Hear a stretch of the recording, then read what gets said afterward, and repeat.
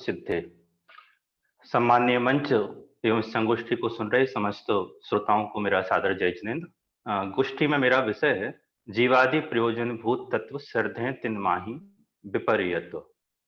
चतुर्थ अधिकार के आधार से मुझे इस पंक्ति की चर्चा करनी है।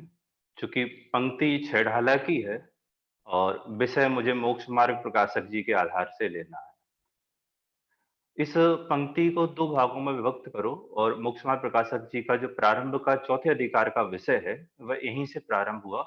एक तो जीवादि प्रयोजन भूत तत्व, दूसरा सर्धे तिन माही विपर्ययत्व।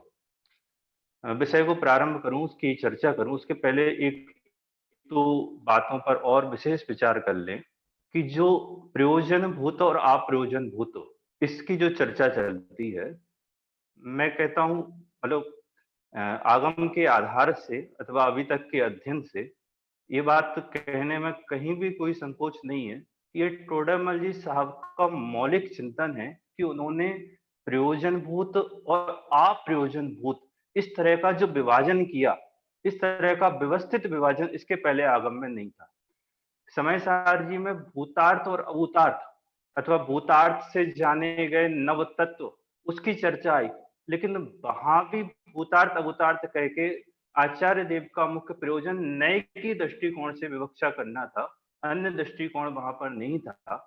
इसलिए टोडरमल जी साहब का मौलिक चिंतन है कि प्रयोजन भूत और अप्रयोजन भूत इसकी चर्चा अभी प्रारंभ करें उसके पहले ये कह दूं कि इस विभाजन का जो मुख्य उद्देश्य होगा, मुख्य लक्ष्य भेद होगा, वह होगा टोडरमल जी साहब का लॉजिकली सोचना। उनकी तर्क करने की जो विशेष शक्ति है, उनके लिखने की जो सामर्थ्य है, प्रश्न करके उत्तर देने की जो सामर्थ्य है, वह प्रश्नकर्ता के रूप में, उत्तरकर्ता के रूप में जो समाधान देंगे, उसके लिए ये प्रयोजन और अप्रयोजन इस तरह का विभाजन करना अनिवार्य था।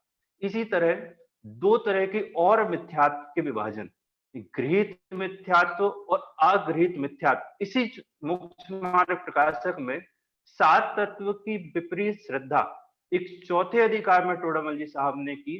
फिर सातवें अधिकार में व्यवहाराभासी के प्रकरण में पंडित साहब ने पुनः सात तत्व संबंधी चर्चा की। तो दो दो जगह करने का अभिप्राय क्या था? दो दो जगह किया तो कुछ विशेष, इससे कुछ बढ़ा चढ़ाकर या इसी विषय को और बढ़ाकर वर्णन किया, ऐसा नहीं है। उस यहाँ विभाजन अलग दृष्टिकोण से है और वहां विभाजन अलग दृष्टिकोण से, और दृष्टिकोण तो ठीक है, वास्तव में वहां विभाजन किसी अलग जीव का है और यहाँ विभाजन किसी अलग जीव का है। चौथे अधिकार में जो सात तत्व संबंधी विपरीत श्रद्धा की चर्चा है, जो अभी हम करेंगे, तो वह अगृहीत मिथ्या दृष्टि की है, जो अनादि से लेकर आज तक सभी जीवों के पाई जाती है। निवुत्त से लेकर जिन जिन जीवों ने आज तक रत्नात्रय की प्राप्ति नहीं की, ऐसे सभी जीवों के सात तत्व संबंधी जो विपरीत श्रद्धा है उसका वर्णन है वह चौथे अधिकार में है। और जिस जीव ने इन शास्त्रों को पढ़कर सात तत्वों का स्वरूप जानकर आगम से अपनी मति व्यवस्थित करने पर भी श्रद्धा नहीं पलटा, जिनका अभिप्राय नहीं सुलटा, उनकी चर्चा वह सातवें अधिकार में है कि उनके भी सात तत्व संबंधी जो विपरीत श्रद्धा थी वह बनी रही और पुष्ट हो गई। और पुष्ट किस प्रकार हुई उसकी बात सातवें अधिकार में की गई है। यहाँ चौथे अधिकार में प्रारंभ में ही प्रयोजन भूत ये प्रकरण कहाँ से प्रारंभ हुआ उस पर थोड़ा सोचते हैं कि मिथ्या दर्शन के स्वरूप का वर्णन यहाँ पर करना था। और मिथ्या दर्शन के स्वरूप का जो ही वर्णन प्रारंभ किया, टोडरमल जी साहब ने एक पंक्ति लिख दी कि दर्शन मोह के उदय से हुआ जो अतत्व श्रद्धान, उसका नाम मिथ्या दर्शन है। मिथ्या दर्शन के होने में जो निमित्त है वह दर्शन मोहिनी कर्म का उदय है। जब ये कहा कि दर्शन मोहिनी कर्म के उदय में जीव को मिथ्यात्व होता है, जो वस्तु जैसी है उसका वैसा श्रद्धान नहीं होता, तत्काल एक प्रश्न खड़ा हुआ कि श्रद्धान तो तब हो जब सच्चा जाने, और जानना तो तब होगा जब केवल ज्ञान हो जाएगा। सर्व वस्तुओं का जानना केवल ज्ञान होने पर ही होगा, केवल ज्ञान के बिना जानना नहीं होगा। जब ये प्रश्न खड़ा किया तो टोडरमल जी साहब ने बहुत ही चतुराई से कहें, एक चतुर का और एक मूर्ख का, पागल का उदाहरण देकर इस बात को स्पष्ट किया कि प्रयोजन और अप्रयोजन, ये दो शब्दों का प्रारंभ वहां से हुआ कि अप्रयोजन को जाने अथवा सही जाने या गलत जाने, उससे कोई फर्क नहीं पड़ता। जिन बातों से हमारा प्रयोजन सिद्ध होता है उनको सही और गलत जानने से ही हमारा भला बुरा होता है। ऐसी तत्वों के संबंध में जानना कि संपूर्ण जान लेंगे तो संपूर्ण जानने पर संपूर्ण जानना तो हो जाएगा, लेकिन उसमें कुछ तत्व ऐसे हैं कि जिनको जान लो, जैसे उदाहरण के लिए समझ लो कि हमको सीए बनना है, सीए को इंजीनियरिंग की, डॉक्टरी की पढ़ाई आए, ये कोई ज़रूरी नहीं है। उसको अकाउंट की जानकारी होनी चाहिए, उसको अपने सब्जेक्ट की जानकारी होनी चाहिए। यदि वह उसको जानता है, तो ठीक है, वह उसके योग्य है। उसके अलावा सीए का काम करे, डॉक्टरी का मास्टर हो, और भी इंजीनियरिंग हो, लेकिन वह उसके किसी भी कार्य का नहीं है। टोडरमल जी साहब ने बहुत ही स्पष्टता से कहा कि प्रयोजनभूत पदार्थों के सम्यक जानकारी और सम्यक जानकारी पूर्वक सम्यक श्रद्धान हो, इतना ज्ञान इस जीव के हो सकता है। नीचे जब प्रकरण प्रारंभ हुआ, प्रकरण आगे बढ़ा, तब एक बात कही कि आप 2 तरह के भेद क्यों करते हैं? एक ज्ञानावर्णी का और एक दर्शनावर्णी का। ऐसा कहो ना कि ज्ञानावर्णी कर्म के क्षय उपशम से ही इस जीव का बिगाड़ सुधार होता है, ये दर्शन मोह बीच में कहाँ से लाके खड़ा कर दिया। वहां पर कहा कि ज्ञानावरण के उदय में या ज्ञानावरण के क्षयोपशम में इस जीव के इतना ज्ञान हो गया कि 11 अंग 9 पूर्व पढ़ के स्वर्ग में जाके बैठ गया है। यहाँ तक कि जितने भी संगी पंचेंद्रिय जीव हैं, उस सब संगी पंचेंद्रिय जीवों के 7 तत्वों के ज्ञान रूप ज्ञानावर्णी का क्षयोपशम पाया जाता है, लेकिन वह सभी सम्यक दृष्टि नहीं है। ये बात इस बात की सिद्धि करता है कि जो श्रद्धान है, वह श्रद्धान कुछ और विशेष बिगाड़ सुधार करता है। आगे जब चर्चा प्रारंभ हुई, तब प्रयोजनभूत और अप्रयोजनभूत इन तत्वों की चर्चा प्रारंभ हुई, तो 7 तत्वों को क्यों जानना आवश्यक है? बहुत ही सरल तरीके से कि जीव अजीव आश्रम बंध, इन सातों को क्यों जानना आवश्यक है? कि सातों के अलावा जीव अजीव को जान ले तो काम नहीं चलेगा। जीव अजीव में भी क्या केवल जीव को जान ले तो काम नहीं चलेगा। उसकी चर्चा वहां पर प्रारंभ हुई। उसके बाद एक प्रश्न वहां पर आया था कि इस जीव के दुनिया में जितने भी पदार्थ हैं, जीव और अजीव में सारे के सारे आ जाते हैं। तो जब जीव अजीव में सारे आ गए, तो फिर आप अप्रयोजनभूत किसे कहते हैं?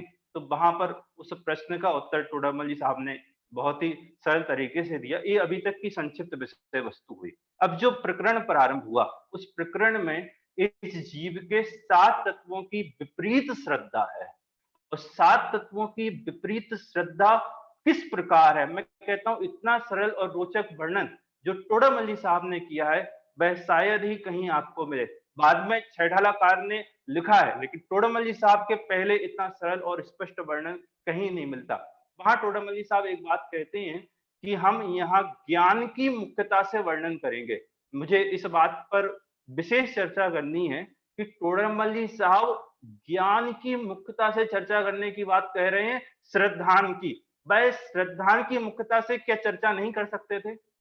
बात तो मिथ्या दर्शन की चल रही है, और मिथ्या दर्शन में विपरीत श्रद्धा की मुख्यता है, तो विपरीत श्रद्धा की मुख्यता ज्ञान के द्वारा उसकी चर्चा क्यों कर रहे हैं? स्वयं टोडरमल जी साहब ने उसी के 2 पेज पहले 2 जगह ये बात कह दी कि इस जीव के जानना तो होता है, लेकिन श्रद्धान नहीं होता। जब तक श्रद्धान नहीं सुलटेगा, तो इसका सुलटना नहीं होगा। टोडामल साहब ने स्वयं इसी अधिकार में और 1-2 पेज पहले ही ये बात बहुत स्पष्टता से कह दी। फिर आकर स्वयं कहते हैं कि हम ज्ञान की मुख्यता से श्रद्धा की चर्चा करेंगे। तो क्यों? ऐसा समझना कि यहाँ पर जो ज्ञान की मुख्यता से श्रद्धा की चर्चा कर रहे हैं, वह प्रक्रिया की अपेक्षा जो एक प्रोसेस है, श्रद्धा के पूर्व की जो प्रोसेस है, कि पहले ज्ञान होता है, फिर श्रद्धा होता है। ज्ञान का अर्थ मात्र जानकारी वाले ज्ञान की बात यहाँ पर है। यहाँ पर सम्यक ज्ञान की बात नहीं है। समय सार जी की 17वीं 18वीं गाथा कि पहले राजा को जाने, फिर श्रद्धा करे। और तत्वार सूत्र कहता है कि पहले श्रद्धा करे, फिर जाने। अंतर क्या है? यहाँ जो कह रहे हैं ना, पहले राजा को जाने, इसी तरह जीव तत्व को जाने। जाने मतलब जानकारी, जानकारी मतलब वह कौन है, उसका स्वरूप ख्याल में आना कि वह कौन वस्तु है। उसके बाद श्रद्धा करेगा, और श्रद्धा के बाद यही ज्ञान सम्यक संज्ञा को पाता है। तो जहां पर ज्ञान की बात कही थी टोडामल जी साहब ने कि मात्र ज्ञान से कुछ नहीं होगा, मात्र जानकारी से कुछ नहीं होगा, वह जानकारी यदि श्रद्धा के साथ होगी तो वह जानकारी सम्यक संज्ञा को पाती है, उसकी ही बात है। लेकिन वह श्रद्धा भी ज्ञान के बिना, जानकारी के बिना उदय को प्राप्त नहीं होती। इसलिए समयसार जी ने कहा कि जाने बिना का श्रद्धान गधे के सींग के समान है। आगे जब 7 तत्व संबंधी टोडामल जी साहब ने विपरीत श्रद्धा की चर्चा की, वहां पर मात्र उस विवेचन का आप विशेषता समझिए, वहां पर सिर्फ ऐसा ऐसा श्रद्धान होता है, ऐसी विपरीतता होती है, ये चर्चा नहीं की। साथ में ये भी बतलाया कि इस जीव को विपरीत श्रद्धा क्यों और किस आधार से होती है। जीव अजीव तत्व संबंधी जब चर्चा प्रारंभ की, जीव अजीव तत्व की विपरीतता की जब चर्चा प्रारंभ की, तो हम 4 भाग से उसको समझते हैं कि इस जीव के कर्म के उदय से अनेक पर्याय होती हैं। कर्म के उदय से जो अनेक पर्याय होती हैं, पर्याय हो, नारकी देव किसी की भी पर्याय हो, तो असमान जातीय द्रव पर्याय रूप एक शरीर इस जीव को मिला। वहां 4 चीजें मुख्यता से हैं। एक जीव, एक शरीर जो अनंत पुद्गल परमाणुओं का पिंड है। जीव का कार्य ज्ञान और शरीर का कार्य पूर्ण गलन स्वभाव। इस दोनों के अलग अलग कार्य हैं। ये जीव, इनमें 4 बातें हुई। इसके अलावा इन दोनों के निमित्त नैमित्तिक संबंध से भी अनेक क्रियाएं होती है। 5वीं बात, 6वीं बात, अनेक क्रियाएं होती हैं और साथ ही इस जीव के शरीर से संबंधित अनेक पदार्थ हैं। स्त्री पुत्र मकान दुकान नौका, ये 6 चीजें मुख्य रूप से। इनके आधार से इस जीव की बड़ी श्रद्धा बढ़ती, कहो संसार बढ़ता है, मोह बढ़ता है, उसको बढ़ाता ही यह जीव चला जाता है। तो देखिए, जीव का काम था जानना, शरीर का काम था स्पर्श रस गंध वर्ण रूप परिणमन होना।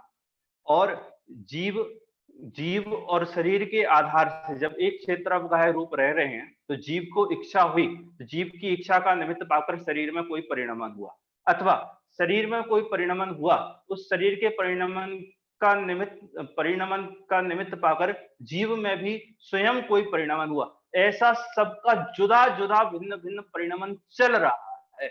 लेकिन यह जीव मोह के कारण, दर्शन मोह के उदय के निमित्त में जीव अजीव को मैं मानता है, अथवा मेरा मानता है, या उसकी क्रिया को अपना कर्ता मानता है, या उसमें भोक्ता यह जीव मानता है। और साथ ही साथ ये जीव जो शरीर आदि तो ठीक है, उसके सहचारी, उसके जो सहयोगी हैं, जिनसे इसका संबंध बढ़ता है, उनके आधार से भी ये बढ़ता जाता है।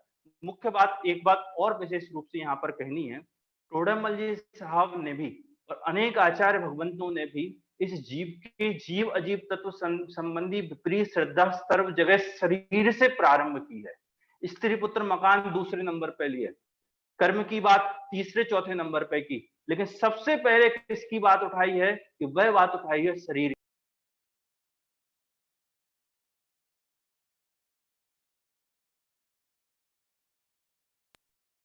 जीव के जो सीधा सीधा संबंध है वह शरीर का है, और शरीर के आश्रय से इसका पाप प्रारंभ होता है, शरीर के आश्रय से इसका संसार बढ़ना प्रारंभ होता है। इस तरह टोडरमल जी साहब ने, चूंकि समय हो चुका है, मैं आगे सिर्फ 2 मिनट में पूरी बात करता हूं। तो जीव अजीव तत्व की विपरीत श्रद्धा की चर्चा की, वहां एक प्रकरण आया। ये बात तो उनकी हुई ना जिनको इनके नाम पता हो, जो शरीर नाम जानता हो, शरीर के कार्यों के नाम जानता हो। जो इनके नाम नहीं जानता, तो क्या उनके ऐसी बात नहीं होगी? भाई, नाम जाने बिना भी इस जीव के ऐसी विपरीत श्रद्धा पाई जाती है। देखो, जो पंक्ति है सिर्फ वो पंक्ति में पढ़ता हूं। देखो, इंद्रियादिक के नाम तो यहाँ कहे हैं, परंतु इसे तो कुछ गम में नहीं है, गारंटी नहीं है ये नाम जानता ही हो क्या नहीं भी जानता हो। अचेत हुआ पर्याय में अहम बुद्धि धारण करता है, उसका कारण क्या है वह बतलाते हैं। इस तरह जो जीव अजीव तत्व की श्रद्धा है, विपरीत श्रद्धा है, वह सर्व जीवों के पाई जाती है। इस बात की सिद्धि भी बीच के एक पॉइंट के माध्यम से टोडरमल जी साहब ने की। आगे जब आश्रव बंध की चर्चा प्रारंभ हुई, तो टोडरमल जी साहब ने कहा कि इस जीव को आश्रव का भेद विज्ञान क्यों नहीं होता। उसका एक लॉजिक दिया कि आश्रव और ज्ञान, इनका आधार एक जीव है। आश्रव जीव में ही होता है, जीव की विकारी पर्याय है, और ज्ञान जीव का स्वभाव रूप परिणमन है, इसलिए यह जीव उस भेद को नहीं जान पाता।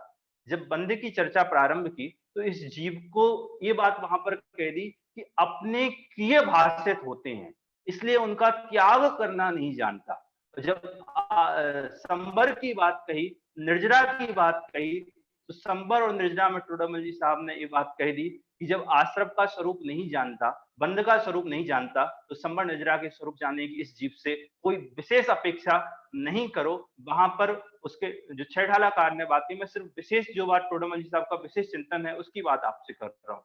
जब मोक्ष तत्व संबंधी बात टोडरमल जी साहब करने लगे, तब वहाँ पर ये कहा कि यह मोक्ष में या मोक्ष में जैसा सुख चाहता है, वास्तव में वैसा सुख ये जीव चाहता नहीं, ये अपनी इच्छानुसार ही मोक्ष बना ले।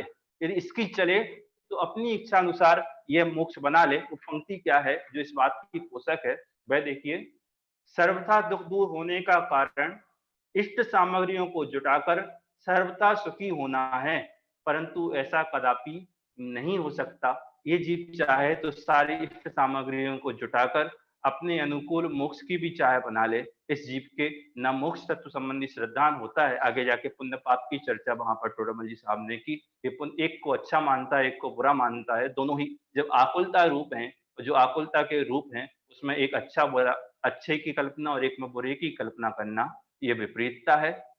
बहुत ही सुंदर चिंतन के माध्यम से, बहुत ही विशेष लॉजिक के माध्यम से सचमुच जितना चिंतन इस विषय पर करो, तो टोडामल जी साहब का व्यक्तित्व निखर कर हमारे सामने आता है। हम सभी की भी श्रद्धा सच्ची होवे और सात तत्वों की विपरीत श्रद्धा का अभाव पूर्वक मोक्ष मार्ग का प्रारंभ होवे। इस भावना से मैं अपनी बात को विराम देता हूँ। जय जिनेन्द्र।